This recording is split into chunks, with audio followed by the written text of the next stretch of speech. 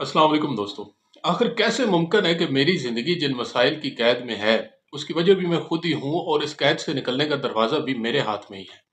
मैंने पहली बार जब ये बात सुनी, तो मेरे भी दिल की गहराइयों से ये आवाज़ आई कि ये क्या बकवास है।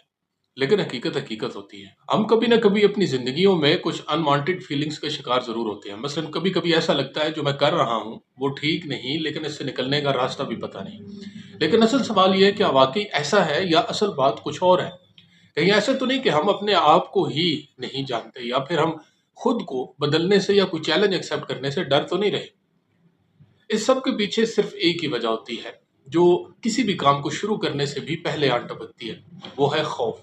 मेरा सेल्फ कॉन्फिडेंस कॉलेज लाइफ तक इतना था कि अगर शॉपकीपर से कुछ चीज़ बदलवानी हो तो मैं इस डर से जाता ही नहीं था कि पता नहीं वो आगे से क्या बोल देगा। कॉलेज के बाद 3 जॉब्स पाकिस्तान में की, फिर मेरे साथ भी वही हुआ जो 2025 में 7 लाख से ज़्यादा लोगों के साथ हुआ।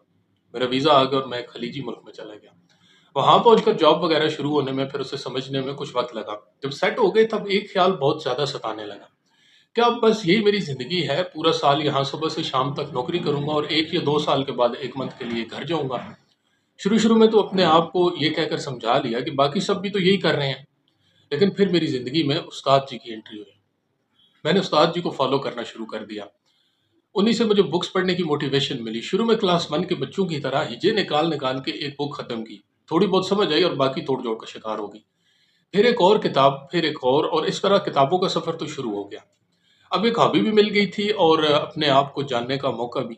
मैंने सेल्फ हेल्प से पढ़ना शुरू किया था। सेल्फ हेल्प का कमाल ये होता है कि अगर किसी के अंदर हल्की-सी चिंगारी मौजूद हो, तो सेल्फ हेल्प उसे आग में बदल देती है। मैं एजुकेशनल ट्रैप वाली वीडियो में आपको बता चुका हूँ कि कॉलेज वाले उस्ताद जी ने मेरे दिल में चिंगारी तो जला दी थी। बस बड़े उस्ताद जी से इंट्रोडक्शन के बाद और किताबों के पढ़ने के बाद, वो चिंगारी आग में बदल गई। अब जोश आसमानों को छूने लगा और मुझे लगने लगा मेरे अंदर एक कमाल का बिज़नेसमैन छुपा हुआ है। मुझे जल्द से जल्द उसे बाहर निकालना होगा। लेकिन वही रुकावट सामने आई, खौफ, घर वाले क्या कहेंगे? अगर मेरा काम हो गया तो बहुत बेइज़्ज़ती होगी। बहुत लोगों ने भी यही कहा कि फालतू बातें मत सोचो, ये हर किसी का काम नहीं। लेकिन खैर मैंने खौफ के बावजूद पैसे जोड़ना शुरू कर दिए, बहुत प्लानिंग की और आखिरकार हिम्मत करके जॉब छोड़ दी और बिज़नेस शुरू कर दिया।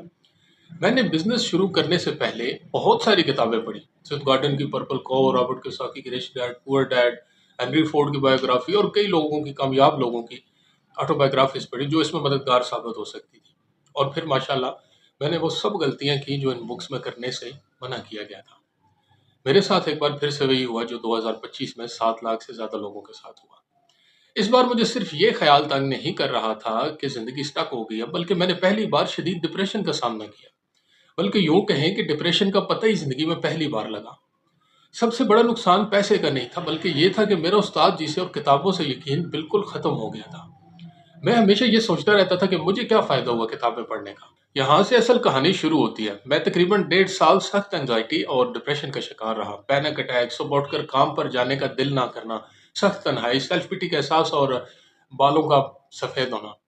लेकिन मेरे अंदर एक आवाज़ पता नहीं क्यों हमेशा गूंजती रहती थी कि ये सब खत्म हो जाएगा, ये सब हमेशा नहीं रहेगा, तसल्ली रखो। मैंने बहुत दुआएं भी की और आखिरकार मुझे डिप्रेशन से निजात मिल गई। लेकिन फिर वही एहसास हावी आने लगा कि अब फिर जिंदगी रुकी हुई है और किताबों के अलावा कोई हॉबी भी नहीं थी। खैर ऐसे ही एक दिन मंकी माइंड के नाम से एक वीडियो सामने आ गई। इसमें कॉग्निटिव बिहेवियरल थेरेपी का जिक्र था। फिर मुझे याद आया डिप्रेशन से पहले मैंने जेनिफर शेनन के इसी टॉपिक से मिलती जुलती कोई किताब पढ़ी तो थी। फौरन गूगल पे सर्च किया तो वो किताब सामने आ गई। मैंने सीबीटी के बारे में दोबारा पढ़ा तो मैं हैरान रह गया, क्योंकि मैं भी तो इसी थेरेपी के प्रिंसिपल्स पर अमल करके डिप्रेशन से निकला हूँ। इसके बाद समझ में आया कि किताबें हमेशा मेरे साथ थी, मुझे गाइड कर रही थी। मैं ही उनकी ताकत को नज़रअंदाज करता रहा। ज़रूरी नहीं किताबें आपको सिर्फ अमीर बनाएं या आपको जॉब में प्रमोशन दिलवाएं।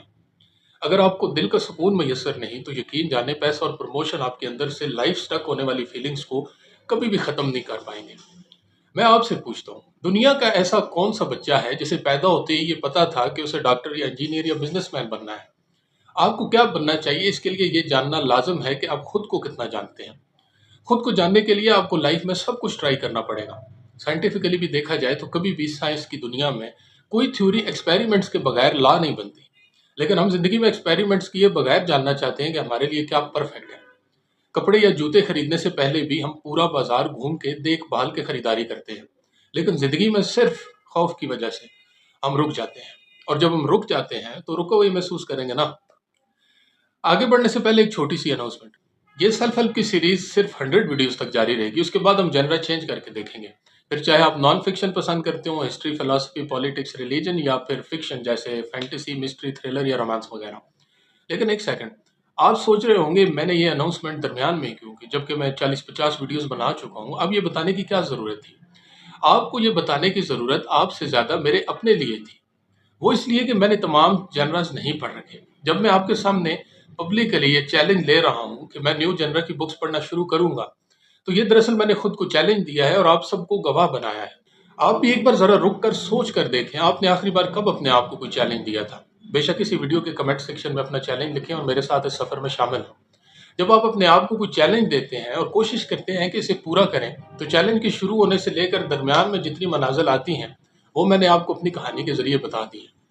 हमारी सोच और हमारे अंदर का खौफ ही हमें एक जगह रोक देते हैं, कई कई सालों तक।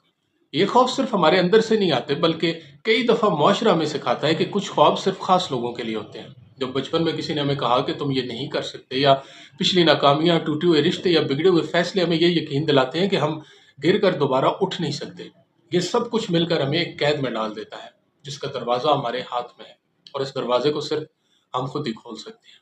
मिलते हैं अगले व्लॉग में, तब तक सीखें, पढ़ें और आगे बढ़ें। शुक्रिया।